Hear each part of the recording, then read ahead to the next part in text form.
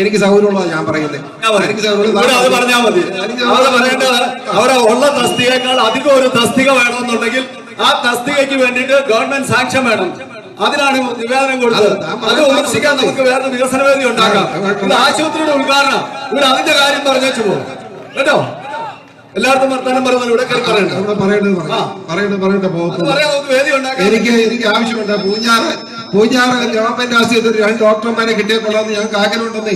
അത് തന്നോടുള്ള വേറെ ആരോടാ പറയുന്നത്? അത് പഞ്ചായത്തിന്റെ കീഴിലുമല്ല, അത് വേണം ചെയ്യാൻ. വേദി ഇതല്ലല്ലോ, അത് പറയാനുള്ള വേദി ഇതല്ലല്ലോ. 7 ഡോക്ടർമാരുണ്ടായിരുന്നു. ഇത് ആശുപത്രി ഉദ്ഘാടനം ഇങ്ങനെ പാലിയേറ്റീവിന്റെ കാര്യം പറയാനോ? അത് പറയാൻ ലൈസൻസ് ഇല്ലെങ്കിൽ പിന്നെ വർത്താനം പറയുന്നു. ഒരു MLA നിവേദനം നടത്താൻ ഇതുപോലെ അവസരങ്ങളെ കിട്ടുള്ളൂ, കൈ കിട്ടണ്ടേ? അതുകൊണ്ടാണ് പറയാതിരിക്കാൻ പറ്റും.